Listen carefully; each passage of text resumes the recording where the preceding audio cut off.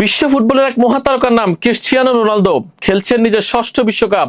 শুরুটা হলো হতাশায় ঘেরা, নতুন গল্পে হবে কি ফেরা। 1974 সালে জায়ান নামের প্রথম বিশ্বকাপ খেলা ডিআর কঙ্গো 52 বছর পর ফিরে রুখে দিল পর্তুগালকে।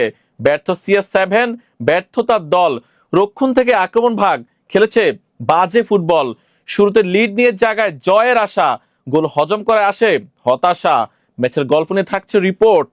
বিশ্বকাপ মিশনে নিজেদের প্রথম ম্যাচে হোঁচট খেয়ে হতাশার ভরাডুবিতে নাকানি চুবানি খাচ্ছে ক্রিশ্চিয়ানো রোনালদোর দল পর্তুগাল। হিউস্টনে 2026 ফুটবল বিশ্বকাপে চমক দেখালো ডিআর কঙ্গো।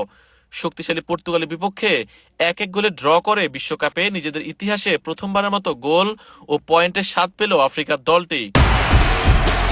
ম্যাচের শুরু থেকে আক্রমণাত্মক ছিল পর্তুগাল। মাত্র 6 মিনিটেই দলকে এগিয়ে দেন জোয়াও নেভেস। পেদ্রো নেটোর দারুণ পাস থেকে বল জালে পাঠান পিএসজি মিডফিল্ডার। এটি পর্তুগালের জার্সিতে নেভেসের চতুর্থ গোল। গোল হজমের পর ধীরে ধীরে ম্যাচে ফেরে ডিআর কঙ্গো। পুরো প্রথমার্ধে রক্ষণে চাপে থাকলেও যোগ করার সময় শেষ মুহূর্তে আসে সমতা। ডান প্রান্ত থেকে আর্থার মাসুয়াকুর ক্রসে হেড করে গোল করেন ইওয়ান উইসা। আবেগঘন এই গোলে প্রথমার্ধ শেষ হয় 1-1 সমতায়।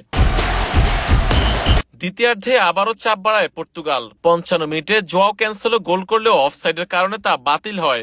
এরপর একের পর এক আক্রমণ চালালেও গোলের দেখা পায়নি ইউরোপিয়ান দলটি। সবচেয়ে আলোচনায় থাকা ক্রিশ্চিয়ানো রোনালদো গোলের সুযোগ পেয়েও কাজে লাগাতে পারেননি। শেষ পর্যন্ত ম্যাচ শেষ হয় 1-1 সমতায়। এই ড্রয়ের মাধ্যমে বিশ্বকাপে প্রথমবারের মতো গোল ও পয়েন্ট অর্জন করে ইতিহাস গড়ে DR Congo.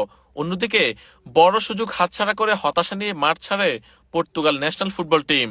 Ariful Islam, EN sports.